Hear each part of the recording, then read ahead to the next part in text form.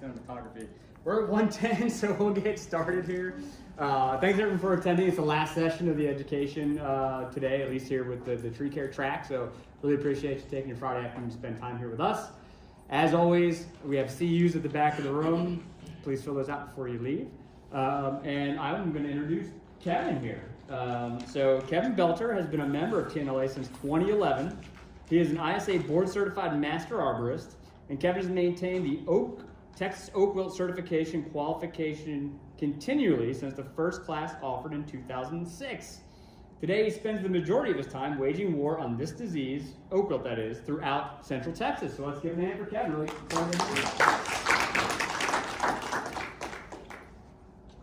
My name's Kevin Belter. I want to thank all y'all for joining me today. I'm real excited. It's a big passion of mine to make a difference in the green industry through saving trees from this horrible disease. I'm very grateful for TNLA for the opportunity to do this, all the sponsors, of course.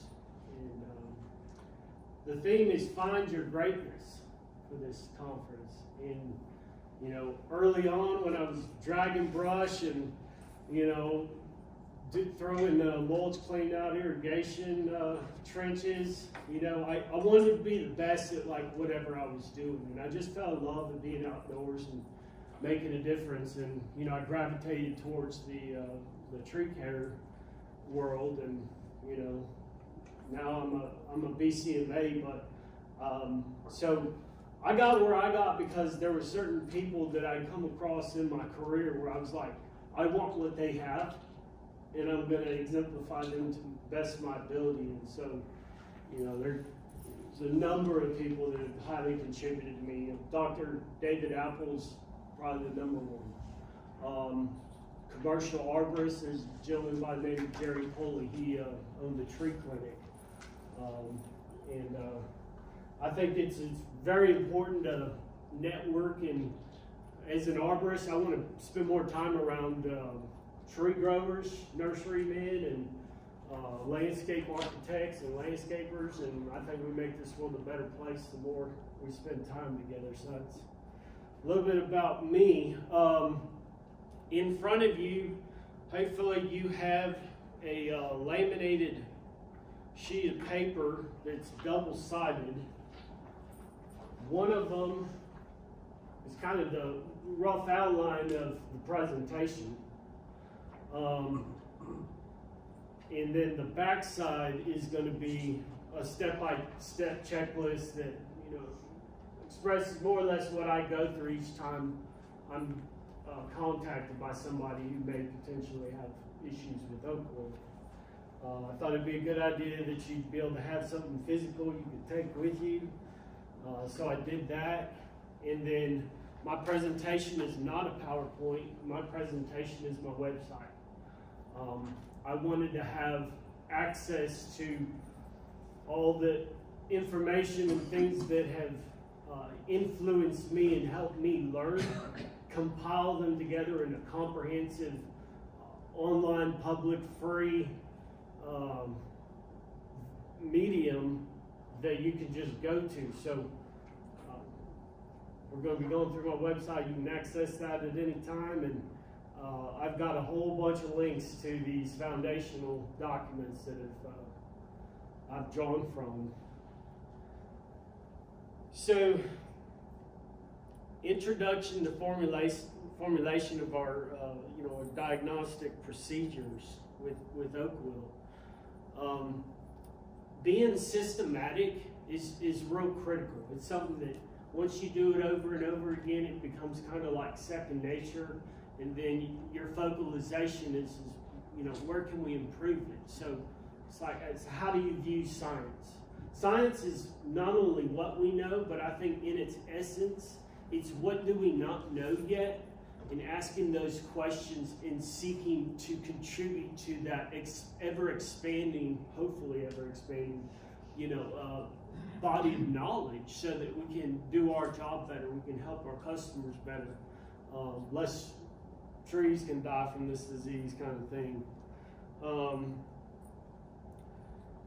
So one that really helped me out in the beginning was the Texas A&M University Plant Clinic Oak Wilt checklist, and then kind of my expansion is taking that awesome general document and then like tweaking it a little bit here and there is you know, my experience showed. I'm going to start off here on what is Oak Wilt. Got a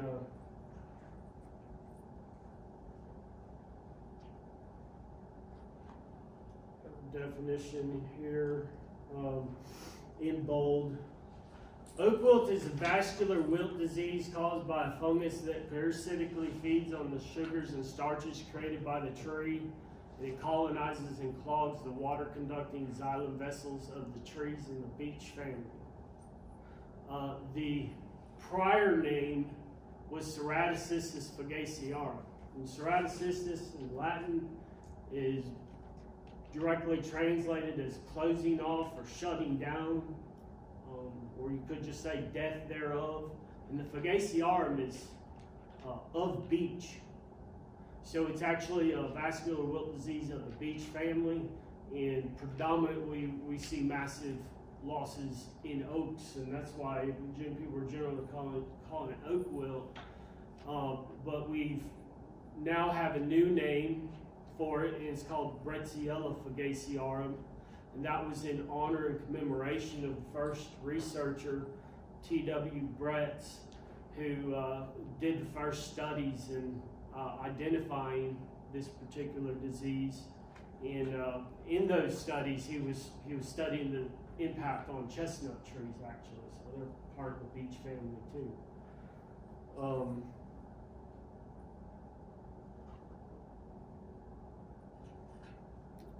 And a critical component of this disease is that it impacts all oaks, all members of the beech family, but there's degrees of impact and amount of tolerance level of that tree to the disease.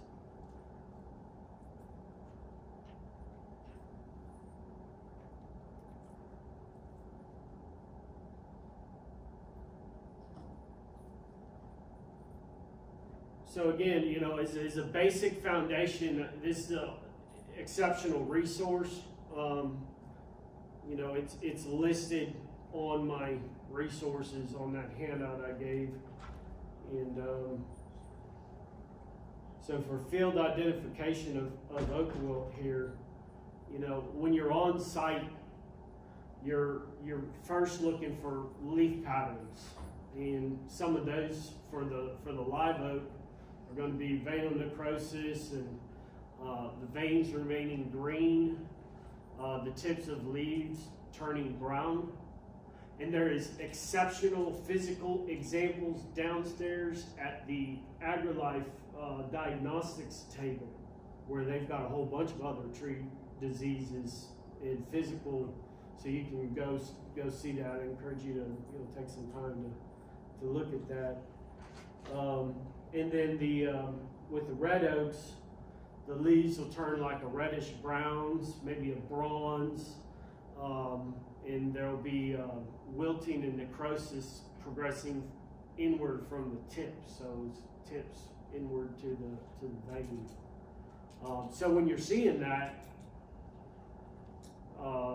you know, there's a chance that it's oak wilt, and you know, at that point, you know, based upon your experience and knowledge, it might just be obvious that, you know, there's oak wilt there, or you might need to take some samples. Other things you're looking for is spreading from tree to tree.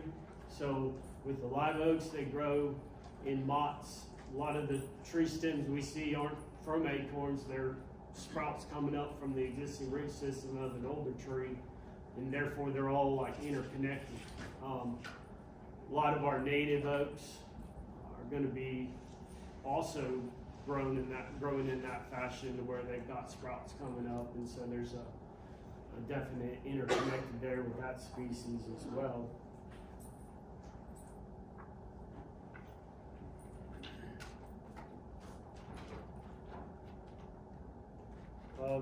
So if you want to flip over to the step-by-step checklist of Oak Wilt's Diagnostics, these are some of my just, reminisctions on how I've been approaching this and putting them in a systematic fashion. Foundational, they're in red, always investigate from an assumption of skepticism in need of confirmation, whether a client or another contractor has diagnosed the presence of the disease or purported lack thereof. If possible, it is best to acquire as much information prior to the visit as possible. So, as a consultant, I want to basically find out for myself. Another arborist may have come and said, hey, that's definitely Oak Wilt. It's important for me to take my knowledge and experience and reconfirm that. Sometimes the customers are diagnosing and saying they have Oak Wilt. Last year and this year I've gotten some. It's probably going to get a little worse here in the next month, but there's a disease called Phytophthora spp. Causes significant amount of leaf drop in oaks, but the leaf symptoms are very different than Oak Wilt. But what is similar is leaf drop, and so they'll be thinking they've got Oak Wilt, and I'm asking the right questions, and I'm able to, more narrow it down and actually reassure them really quickly over the phone that they're not in a traumatic situation. So, step one, when I get that call, I have a whole bunch of maps of where there is Oak Wilt. It's on my website. I didn't pull it up, but I have an Oak Wilt maps page where I have probably 10, 15 cities where the Forest Service, and sometimes in conjunction with other people, have produced a map identifying where there is Oak Wilt in that locale. That is extremely helpful. So if you see, hey, there's a dot in Austin right here in this neighborhood, and it happens that their address looks to be about 2 to 3 houses down, you very likely could be, dealing with Oak Wilt. So that's helpful. I get the address. I use satellite imagery on a regular basis, Google Earth. There's some other programs you can use, and if there's an existing Oak Wilt center, over time you'll see that expansion. And the Forest Service has got incredible aerial photos where they've shown that progression of just this expanding Oak Wilt center, and so that's also very helpful. Number 3, historical questions I ask the property owner over the phone, preferably. How long have they owned the property? If they're a newer property owner, what was conveyed on the Oak Wilt disclosure form during a real estate transaction? Dr. Apple has a phenomenal video on YouTube that you can go where he talks about real estate in Oak Wilt. A lot of good information there. A lot of times new homeowners are wanting to invest in their landscape asset, right? And so they're calling you up, they care about their trees and their landscape and improving it. And having that background of the real estate world often to me helps them identify what are more valuable assets and curb appeal if they're selling, all that kind of stuff. Was there any Oak Wilt suppression trench installed on the property or nearby? They may not know anything about that. What is helpful is you can get the information on properties because it is public records when state and federal funds are used on a property. And possibly that could help out with the situation. Have they noticed a pattern of mortality? They may ascribe it to, well, we thought it was drought because there wasn't much topsoil in that area, or that kind of thing. But it could also be a drought condition plus Oak Wilt killing it. So have their neighbors treated for Oak Wilt. I think one of the most important aspects of this particular disease is community. Just talking with each other. being neighborly, helping each other out. So, if you've got Oak Wilt in your tree and people behind you are from New York or Virginia and they're only there 2-3 months out of the year, I mean, they may come back the next time and their trees in their backyard are dead, kind of thing, So it's really, really helpful to have that just conversation between neighbors. Are there herbicides being used on the property? That's a pretty big one. I've seen some people, they try to deal with these suckers coming up in their turf, which is clearly it's not the right look for the landscape. You got beautiful turf and you got these little baby trees popping up, but trying to throw herbicide at that situation is just going to slowly toxify the tree. So herbicide definitely can cause some false symptoms. Here in a little bit, we're going to look at a number of false symptoms. Pool discharge in the area. Pool discharge is toxic. It will build up in the soil oftentimes, and you can have yellowing of the leaves and some oak wilt looking type symptoms on it, and so that's also something. Is like, where is their pool drainage coming to? A lot of people don't think about that when they install it. Is it a drought year? Is there a lack of irrigation? Very little rain? Construction and trenching? That's a big one. There was I'll just say, a commercial business that was getting built in my hometown, and they had done a 3-foot cut about 3 feet from like 10 to 18-inch diameter trees. Those trees completely defoliated. Every single leaf was perfect vein necrosis. Did put irrigation system in, and we had some decent years of rain, and those trees are oak wiltless, So you can't get exact duplicate symptoms from something else, and that's why you always want to have an assumption of skepticism.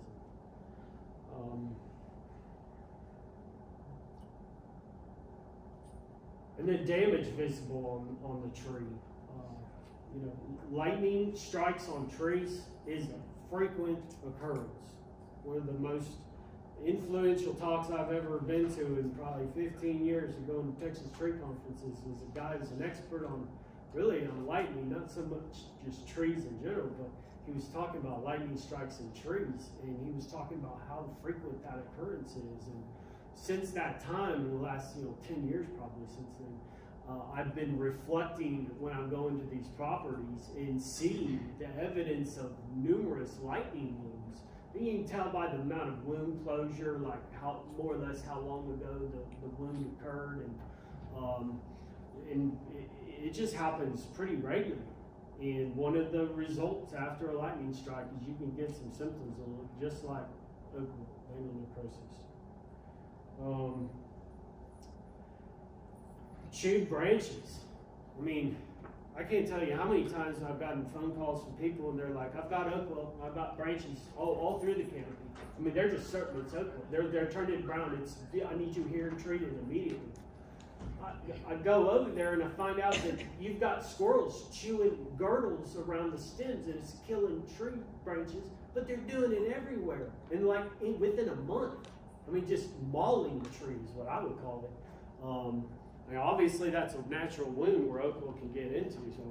But the reason why those branches died is because they were girdled by, completely chewed around by a squirrel.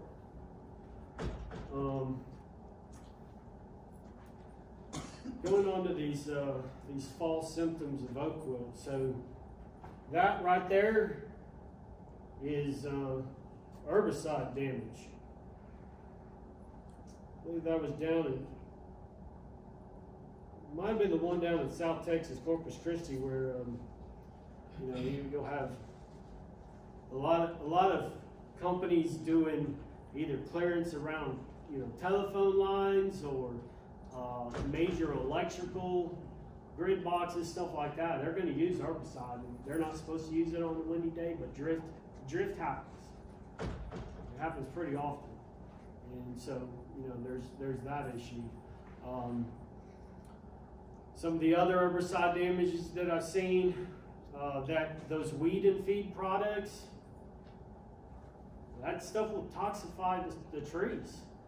It's in small print on the product label too, you know, but that's something to be aware of, is that, you know, copious amounts of that weed and feed will cause tree decline, full mortality sometimes.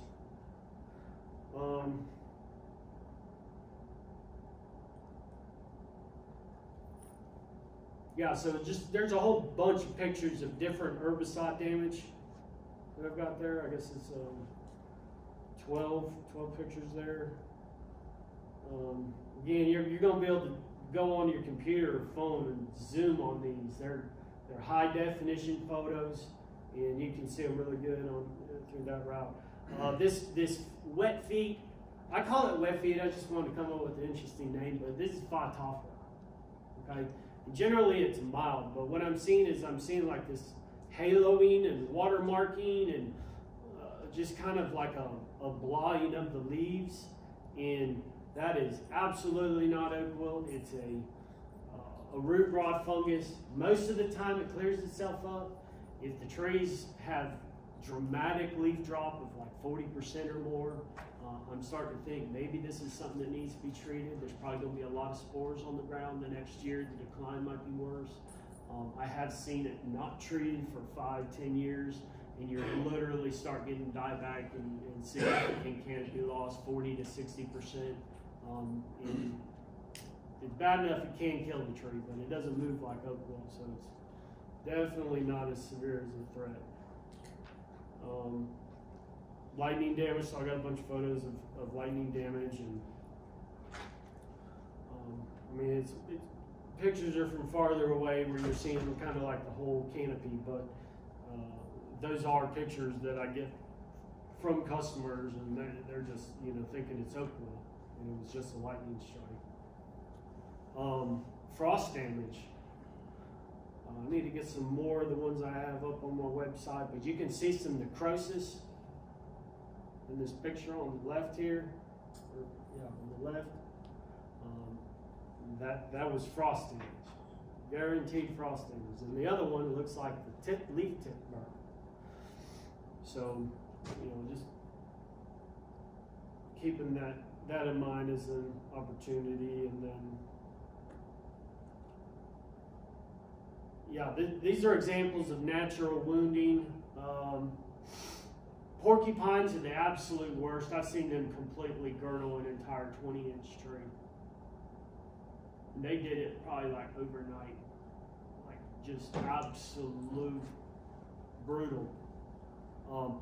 You sure look like you got flashing on live oak or flashing on lacy oak when they do it, because they will just completely girdle that tree. It's crazy. So, you know, obviously look for deer rubs and, you know, porcupine chews. If you got some horses, I've never seen them fully girdle a tree. I can't tell you, one of the last jobs I did, I had 5 oak wilt centers on 15 acres. Definitive separation between them. But the horses were cribbing the whole property. And then the beetles, there's the red oaks all over the place, and oak wilt totally surrounding this property. So you're just getting little overland spreads coming from those beetles on these wounds created by the real pretty friendly horses they have. So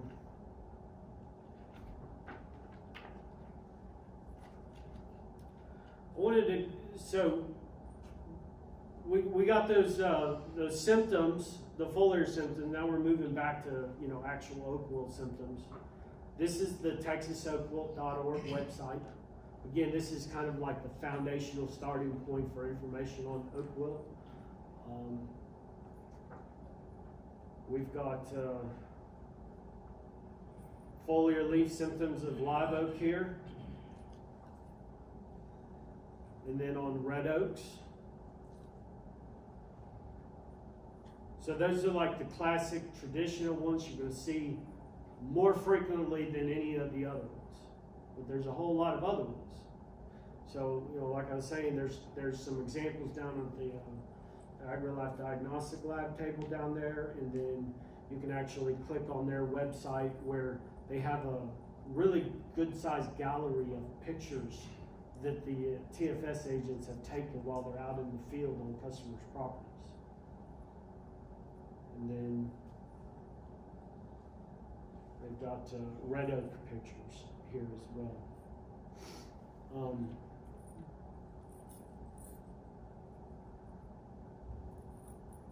So I've expanded on this a little bit based upon what I'm seeing out in the field.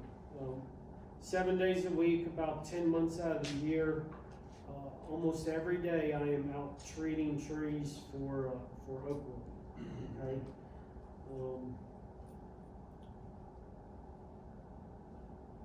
So I see the less common stuff, but I see it so often that I've started to actually like systematically categorize this stuff.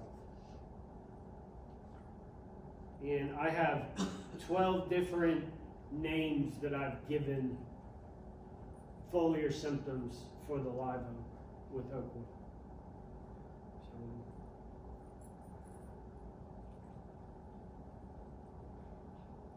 The ones that are really unique, so like this one here, that totally looks like herbicide damage. Middle of customer's property, they just bought it maybe like 2 years prior. They've done nothing, okay? It looks like herbicide, DNA tests, farming that this is Oak Wilt. And I was watching the expansion too, so it wasn't just the foliar symptoms, but there was a mortality spread pattern. So that's one of the unique ones. So you don't want to be too quick to say it's Oak Wilt. You don't want to be too quick to dismiss it and say it's not either. Especially in your situation where they could be maybe the largest diameter trees on the property, and it's like you don't want to just be dismissive too quick, and then you end up behind the curve, and then their most valuable trees you made a judgment too quick on. There's a whole lot of reasons why there's different symptoms. It has to do with soil, has to do with the amount of minerals, the amount of rainfall. Is this a scrub live oak, or is this just a massive Virginiana in Pleasanton or Jordanton, Texas? It's got a bunch of sand. But there's a whole lot of factors that impact how the symptoms are formed. These here are pretty unique. Some live oaks actually are color change, and they'll turn a crimson burgundy. It's like, I figure it's about 1 out of every 10,000 trees. It's like a white buffalo or something like that. But they're absolutely beautiful. But when they get Oak Wilt, it's a very unique symptom. You could say it's pretty, but they die just like the other ones. So when I'm on large ranches and jobs, I identify where those ones are, and those get like primacy of treatment. Like, we're not going to lose these because they're so unique. Blitzkrieg ghosting, one of the ones.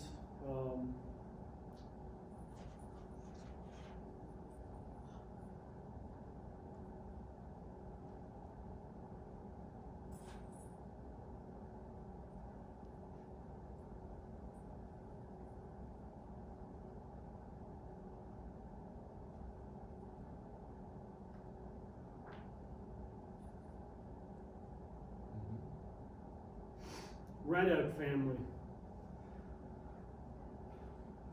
Move through this a little quicker. You see some like water marking. This is the watermark pattern.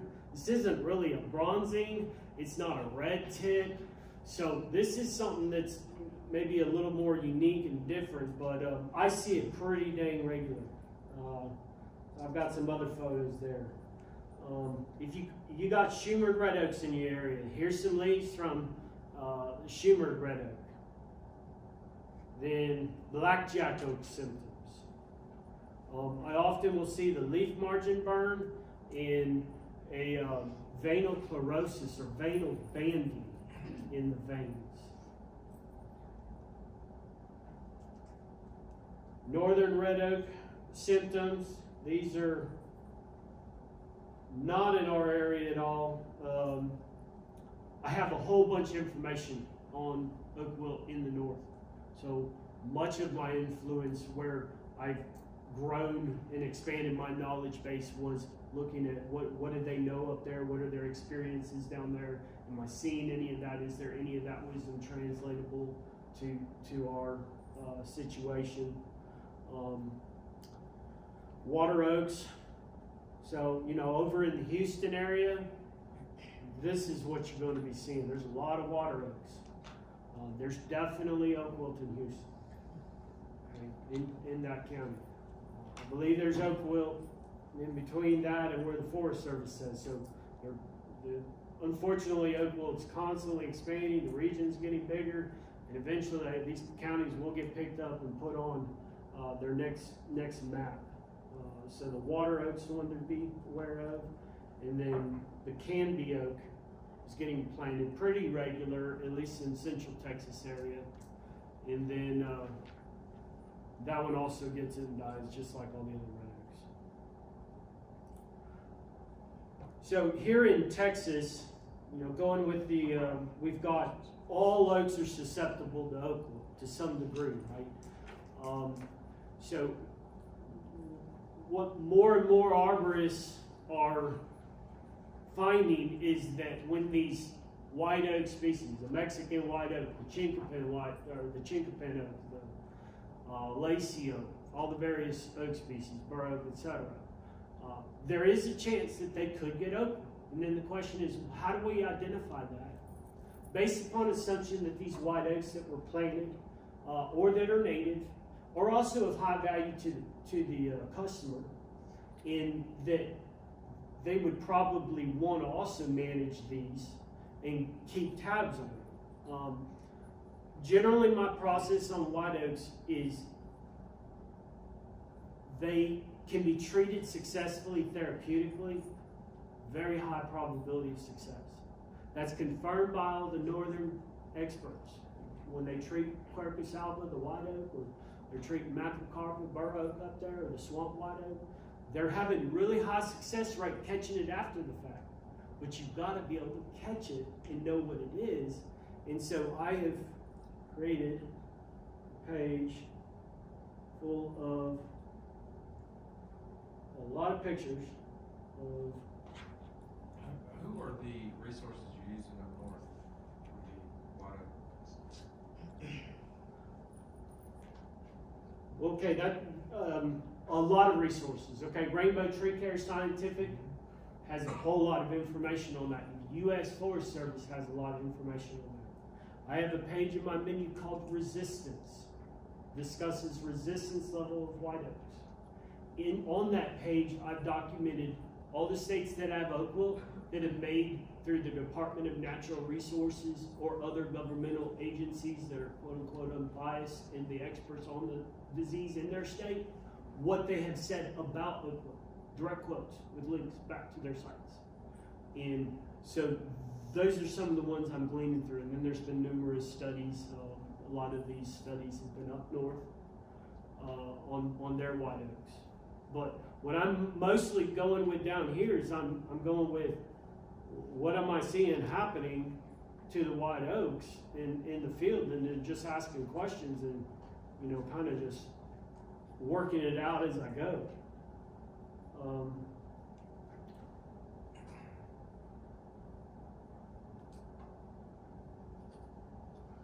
So I've got a menu here. You can go ahead and just pick Mexican white oak, bigelow oak, also known as shin oak, chinkapin oak, lacy oak, post oak, bur oak, white oak symptoms, European oak symptoms. Okay. The white oak symptoms, I have no experience with white oaks, the Quercus alba down here because nobody's really planting them. So there's that. But there is a lot of knowledge up north. On the bur oak, there's a lot of knowledge up north too. But I have confirmed oak wilt in bur oaks. In the post lacy, chinkapin, bigelow, Mexican white oak, through DNA testing, I've confirmed pathogen in So all these photos of those are confirmed trees with the pathogen. The European oak symptoms is something really, really unique. We had a study done here in America.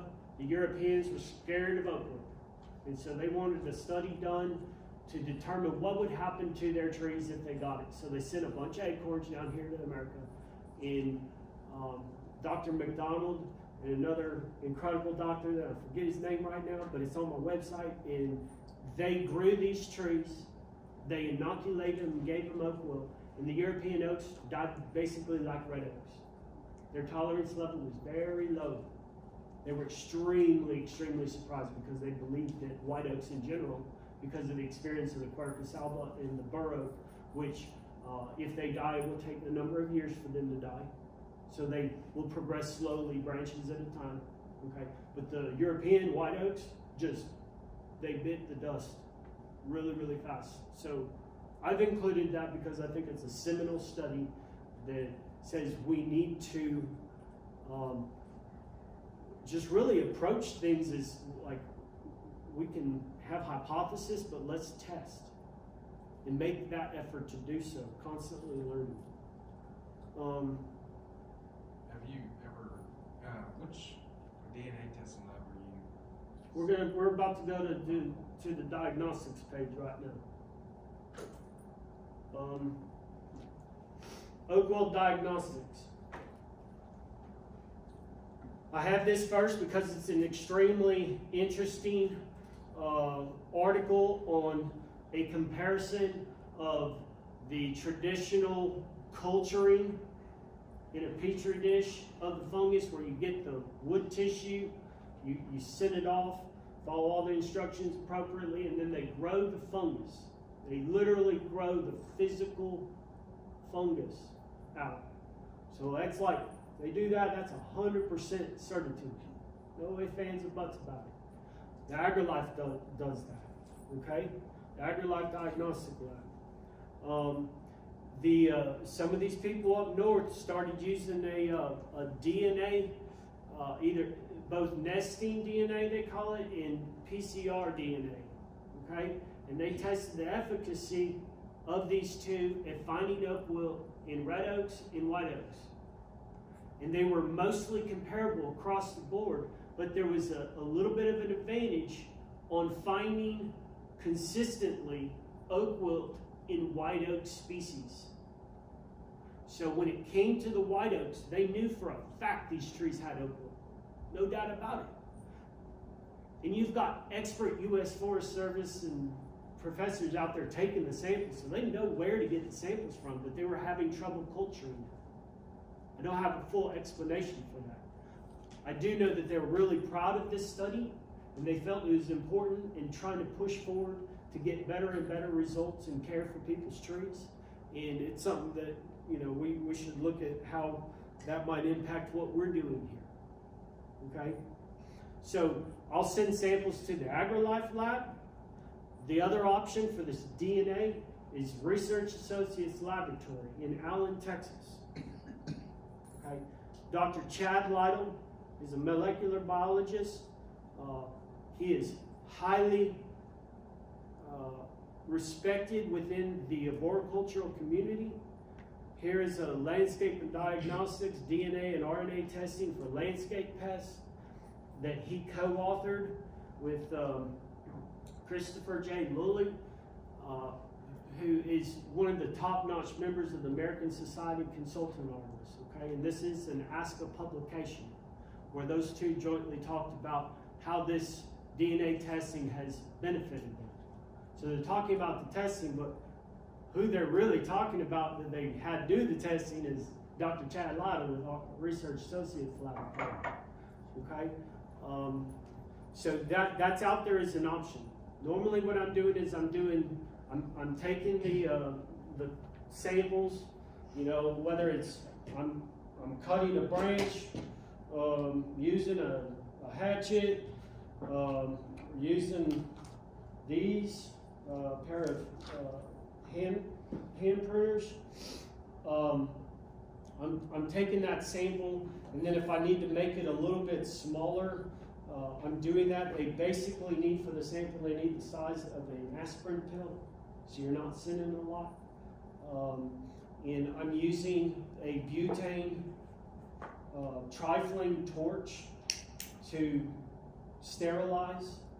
Okay, with the culture method, you sterilize using like Lysol, which will kill the fungus. But with DNA, you can't have the DNA from the last sample you took. Otherwise, you're going to be getting the last sample's Oak Wilt DNA on your new sample, and then you're going to come out with false positives. So there are, things you need to be careful of. With AgriLife, you need to make sure the sample gets there within a certain temperature range, because the fungus is extremely temperature sensitive. So you need to put it in an igloo with some blue ice is the best thing, and then ship it. So whenever you're doing any sort of diagnostics, it's important. But with the samples done right, having that lab confirmation is really, really helpful in making sure the services you provided are done at the best professional due diligence, if you will. My RAL samples, though, when I take my cutting, I put it in my Ziploc bag.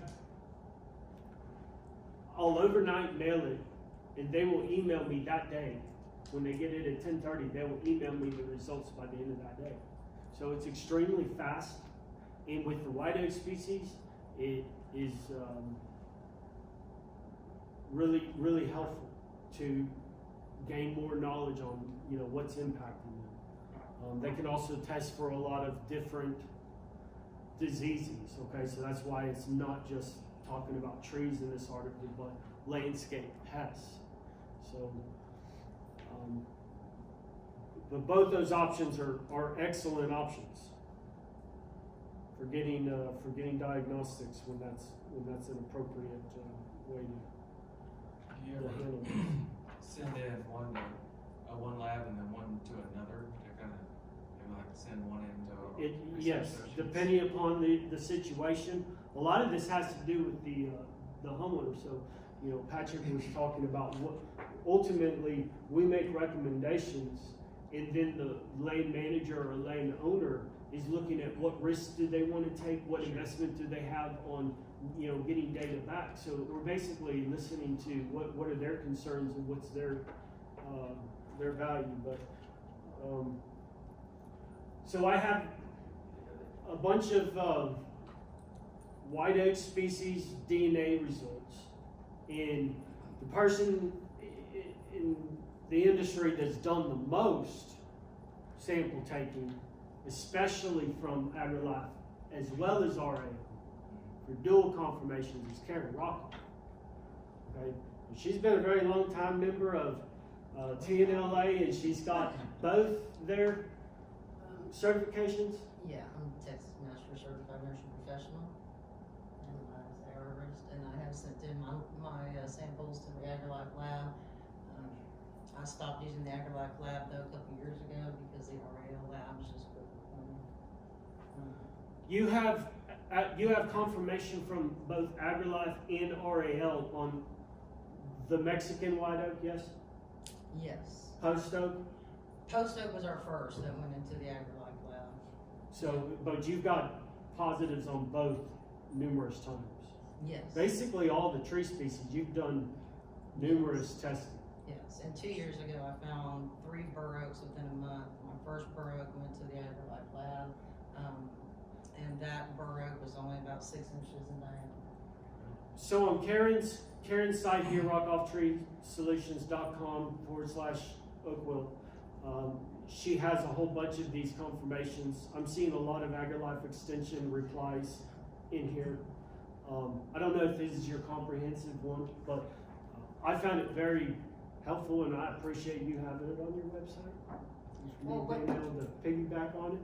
Yeah, what was even really cool was a couple years ago, maybe about 3 years ago, I went to a winery in Fredericksburg and we found something called a mystery oak. The DNA of AgriLife, they weren't sure what kind of oak it was. Just mystery oak, came back positive with oak wilt. So, yeah.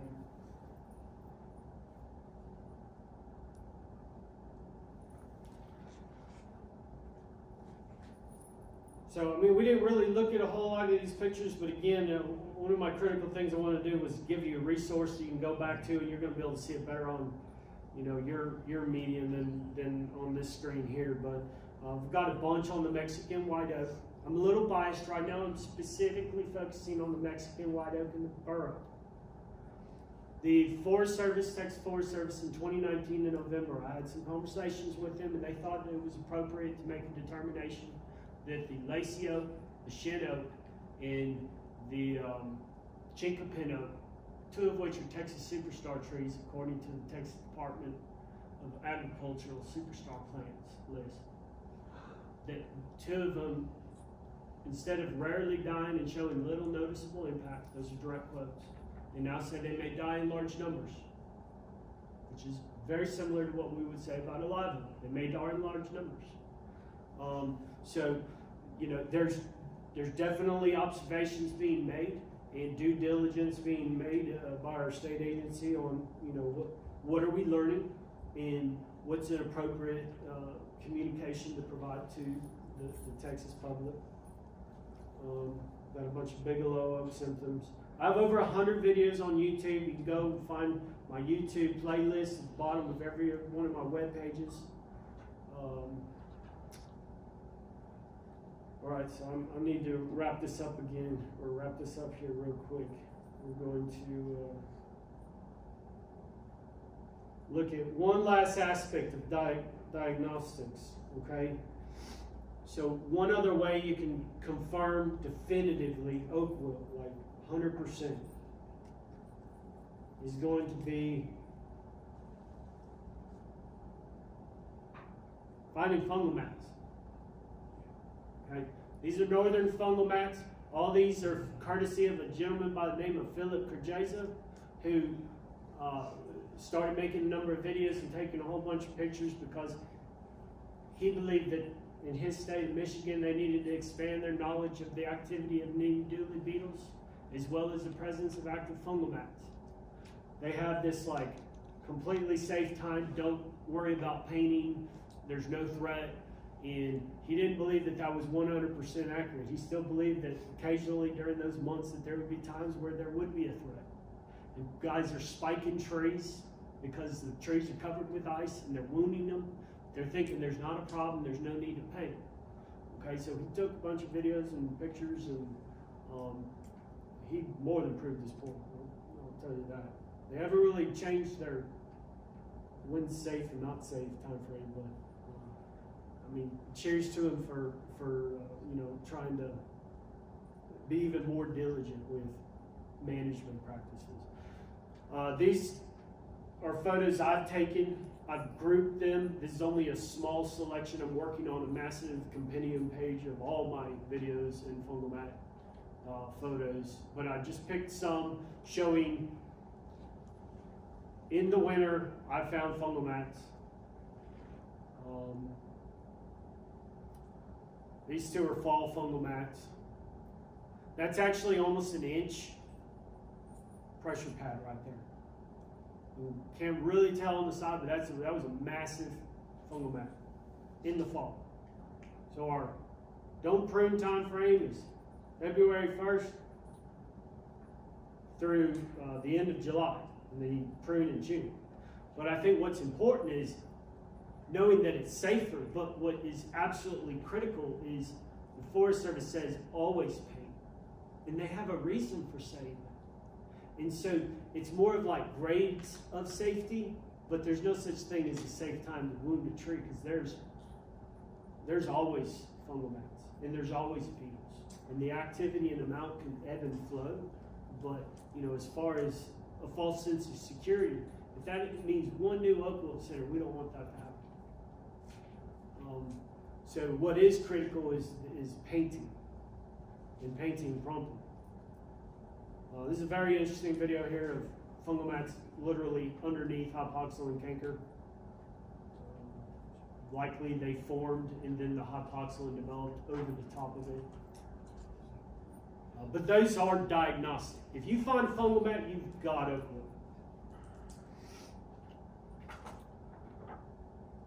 So I think we covered a whole heck of a lot, and I'm gonna go ahead and open this up for any comments or any questions that y'all might have.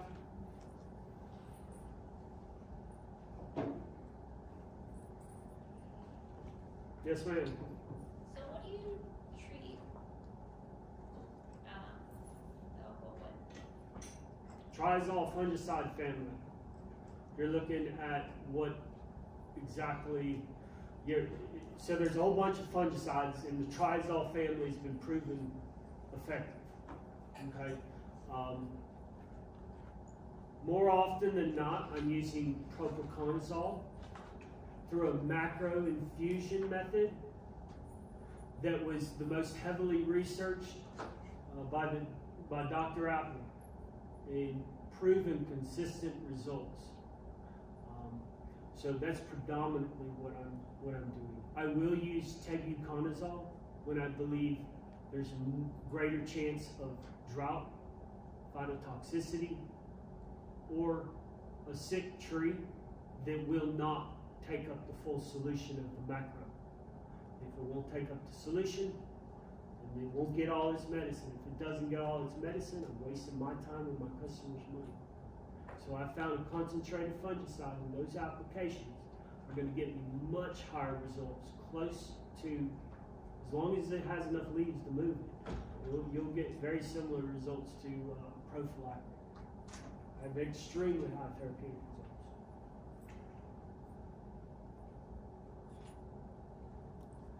Sir? What trees are you recommending to replace, like live oak or red oak that or an area that has oak wilt active in it? What trees do you recommend? We've always been told chinkapin, and but what do you recommend? It appears that the amount of grafting that is occurring between oaks is significant enough to look at emphasizing more diversification of species. So if you've got a bunch of oaks on your property, it might be better to look at planting non-oak species so that you've got a greater diversity of tree species on your property. Anything that's not an oak would match that criteria. So I would suggest a little bit of everything. Okay. I spent a couple hours yesterday talking to every nursery in here almost about, we have 2 natives that are not being grown in this state. They are absolute gold, and I can't figure out why nobody wants to take it up.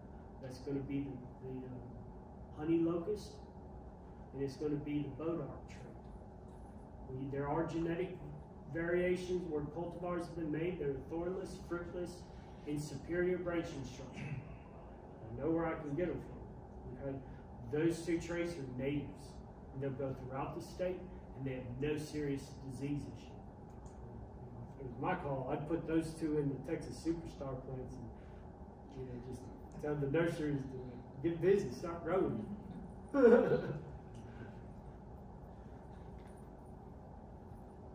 Anything else? Yes. Do you have any resources on symptoms in like chinkapins and chestnuts? You're talking about a pure chinkapin and a pure chestnut? Yeah. I haven't come across images of that at the moment. There's so few of those here in Texas. Dr. Apple was talking about how they're declining in the Northeast here in Texas. It's unfortunate, we're losing some more diversity that way, but there very possibly are some. I just haven't come across them yet. Rainbow might have some, I don't know. Okay. Sean might know where to find Yeah. them. Anyone else?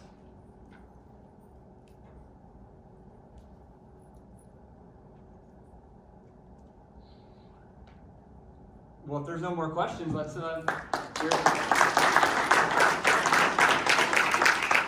Thank you so much. And so that concludes the education and tree care track for this TNLA. Thanks everyone for coming out this afternoon, for everybody else that's attended the other sessions. We really appreciate it.